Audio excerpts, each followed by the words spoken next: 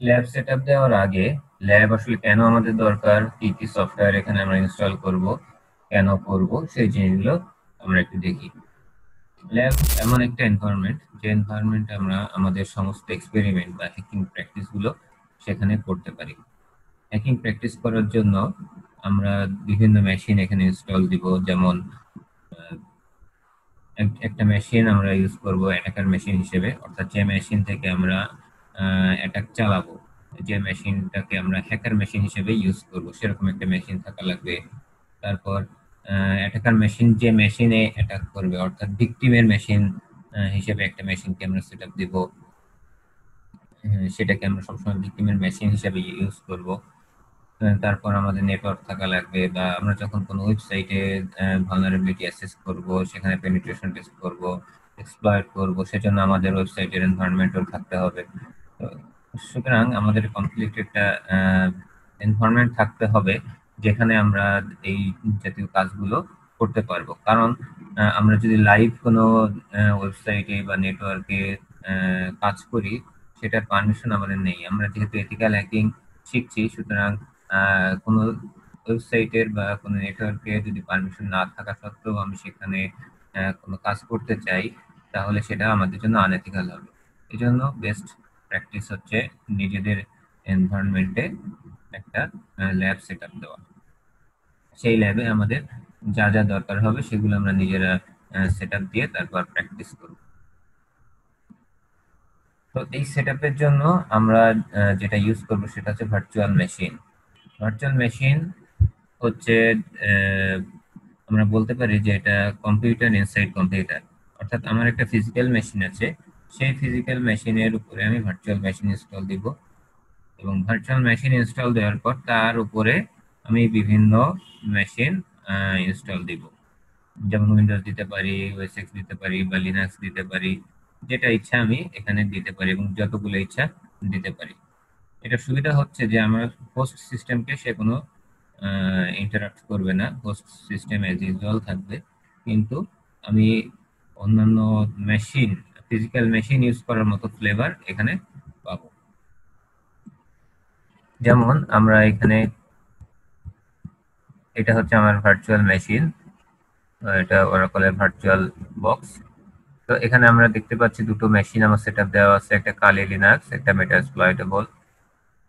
এই যে কালি লিনাক্সটা রানিং আছে দেখা যাচ্ছে, মেটাএক্সপ্লয়েটেবল অফ আছে। এখানে আমি ক্লিক করলে দেখতে পাচ্ছি এখানে স্টার্ট বাটনটা এনাবল আছে, কিন্তু এখানে ক্লিক করলে কিন্তু স্টার্ট বাটন নাই। অর্থাৎ এটা যেহেতু রানিং আছে, সুতরাং এটার স্টার্ট বাটন এনাবল নাই।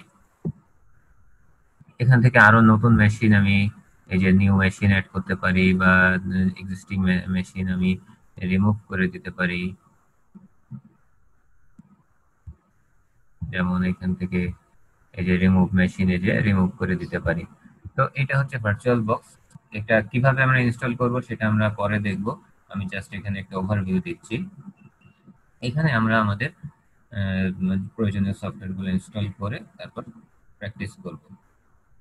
ওয়েবসাইট হ্যাকিং বা ওয়েবসাইট পেনিট্রেশন টেস্টিং এর জন্য আমরা আহ, আমাদের ওয়েব সার্ভার দরকার হবে।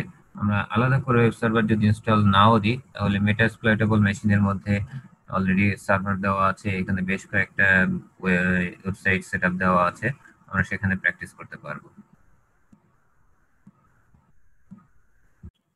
ভার্চুয়াল বক্স ডাউনলোড করার জন্য আমরা এই লিংকে যাব। এখান থেকে এইখানে উইন্ডোজ হোস্ট, এখানে ক্লিক করে আমরা ডাউনলোড করব। অলরেডি আমরা ডাউনলোড করে রেখেছি আমি, যার কারণে আমি আর ডাউনলোড করলাম না। এটা হচ্ছে আমার ডাউনলোড ফাইল। এই ফাইলটা ডাবল ক্লিক করে আমরা অ্যাজ ইউজুয়াল যেভাবে উইন্ডোজে কোনো সফটওয়্যার ইনস্টল করি সেভাবে ইনস্টল করব।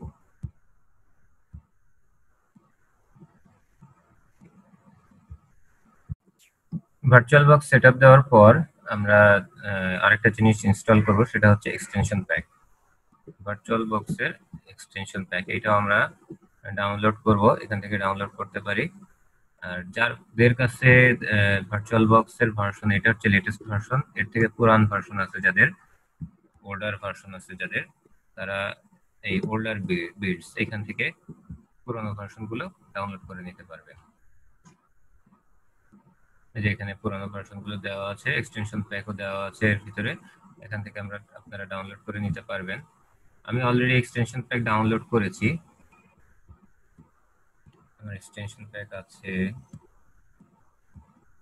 এই যে অলরেডি ডাউনলোড করেছি। আমরা ভার্চুয়াল বক্স সেটআপ দেওয়ার পর এক্সটেনশন প্যাকটা আমাদের ইনস্টল করতে হবে এইভাবে। আমরা ফাইলে যাব, ফাইল থেকে প্রিফারেন্সে যে নেট এক্সটেনশনস এখানে ক্লিক করব। এখানে অলরেডি আমার এক্সটেনশন প্যাক ইনস্টল করা আছে, এজন্য এটা শো করছে। যদি এক্সটেনশন প্যাক ইনস্টল করা না থাকে তাহলে এখানে কিছুই দেখাবে না। আমরা এই প্লাস বাটনে ক্লিক করে জাস্ট আমাদের ফাইলটা দেখাই দিতে হবে। আমাদের ফাইল আছে এখানে, এই যে এক্সটেনশন প্যাক, এটাকে তারপর ওপেন দিলে নেক্সট করলে আমরা ইনস্টল করে ফেলতে পারবো। এটার পর আমরা কালি লিনাক্স ডাউনলোড করব, অলরেডি আমার ডাউনলোড করা আছে। ডাউনলোড করে তারপর আমরা ইনস্টল করব। নেক্সট লেকচারে আমরা দেখব যে কিভাবে কালি লিনাক্স ইনস্টল করব।